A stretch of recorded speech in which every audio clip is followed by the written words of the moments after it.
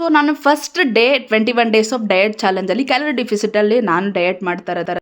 ನೀವು ಖಂಡಿತ ನಿಮ್ಮ ಬಾಡಿ ವೆಯ್ಟ್ ಹೈಟ್ ಎಲ್ಲ ನೋಡಿ ಕ್ಯಾಲರಿ ಡಿಫಿಸಿಟ್ಗೆ ಎಷ್ಟು ಕ್ಯಾಲರೀಸ್ ನಾವು ತಿನ್ನಬೇಕು ಅಂತ ಕೌಂಟ್ ಮಾಡಿ ನೀವು ಡಯಟ್ ಮಾಡೋದು ಸ್ಟಾರ್ಟ್ ಮಾಡಿದ್ರೆ ಎತ್ತಿದ ತಕ್ಷಣ ಅನ್ನ ಬಿಟ್ಬಿಡ್ತೀನಿ ಅಂತ ಏನಾದರೂ ಬಿಟ್ಟು ಒಂದು 4-5 ದಿನ ನೀವು ತಿಂದ್ರೂ ಆಮೇಲೆ ನಿಮಗೆ ಕ್ರೇವಿಂಗ್ಸ್ ಬರುತ್ತೆ ಮತ್ತೆ ಎಲ್ಲ ತಿನ್ನಕ್ಕೆ ಸ್ಟಾರ್ಟ್ ಮಾಡ್ತೀರಾ. ಸೊ ಆ ತಪ್ಪು ಮಾಡಬೇಡಿ.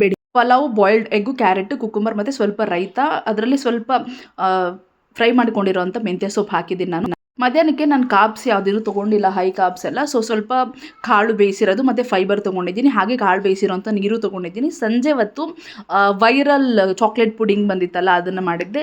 ಹನಿಲಿ ಸ್ವಲ್ಪ ಇರುವೆ ಬಿದ್ದೋಗಿತ್ತು. ಸೊ ನಂಗೆ ಫೈನ್, ಯಾಕಂದರೆ ನಾನು ಮಿಕ್ಸಿಲಿ ಇದು ಮಾಡಿ ನಾನು ತಿನ್ನೋದ್ರಿಂದ ನಂಗೆ ನಿಮಗೆ ಚೀ ಅಂತ ಅನ್ಸಿದ್ರೆ ನಿಮ್ಮ ಮನೇಲಿ ಪ್ಯೂರ್ ಆಗಿರೋ ಹನಿನ ನೀವು ಯೂಸ್ ಮಾಡ್ಕೊಳ್ಳಿ. ಇದು ರೆಸಿಪಿ ಕೂಡ ತುಂಬ ಈಸಿ ಇತ್ತು. ಬಟ್ ನಾನು ಪನ್ನೀರ್ ಜಾಗದಲ್ಲಿ ನಮ್ಮ ಮನೇಲಿ ಇವತ್ತು ಟೋಫಿ ಇದ್ರಿಂದ ನಾನು ಟೋಫಿ ಯೂಸ್ ಮಾಡಿದ್ದೆ. ಬಟ್ ಟು ಬಿ ಹಾನೆಸ್ಟ್ ನಂಗೆ ಇಷ್ಟನೇ ಆಗಲಿಲ್ಲ. ಇದ್ರ ಟೇಸ್ಟು ವಾಮಿಟ್ ಬರೋಂಗಿತ್ತು.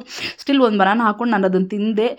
ನನ್ನ ಮಕ್ಳಿಗೆ ಅದೇನೋ ಇಷ್ಟ ಆಯಿತು. ಸ್ಟಾರ್ಟಿಂಗ್ ಸ್ವಲ್ಪ ತಿಂದ್ಬಿಟ್ಟು ಆಮೇಲೆ ಅವನಿಗೂ ಇಷ್ಟ ಆಗಿಲ್ಲ, ದೊಡ್ಡವನಿಗೆ, ಚಿಕ್ಕವನು ತಿಂದ. ಬಟ್ ನಮ್ಮ ಅಣ್ಣನಿಗೆ ತುಂಬಾ ಇಷ್ಟ ಆಯಿತು, ಅವ್ನು ಇಷ್ಟಪಟ್ಟೆ ತಿಂದ ಅದನ್ನು. ಆ್ಯಕ್ಚುಲಿ ನನಗಂತೂ ವಾಮಿಟ್ ಬರೋಂಗೆ ಆಗೋಗಿತ್ತು. ಲಾಸ್ಟಲ್ಲಿ ನೈಟ್ಗೆ ಸಿಂಪಲ್ ಆಗಿ ಡಿನ್ನರ್ ರಾಗಿ ರೊಟ್ಟಿ ಮತ್ತು ಮಧ್ಯಾಹ್ನ ಮಾಡಿದಂಥ ಕಾಳೆ ಸ್ವಲ್ಪ ಮಿಕ್ಕಿತ್ತು, ಅದನ್ನೇ ತಿಂದೆ ಅಷ್ಟೇ, ವಿತ್ ವೆರಿ ಲೆಸ್ ಆಯಿಲ್. ಇದೇ ರೀತಿ ಮನೆ ಅಡುಗೆಯಲ್ಲಿ ವೈಟ್ ಲಾಸ್ ಮಾಡೋದಕ್ಕೆ ಮರಿದಾರೆ ನಮ್ಮ ಚಾನಲ್ನ ಫಾಲೋ ಮಾಡ್ಕೊಳ್ಳಿ. Thank you.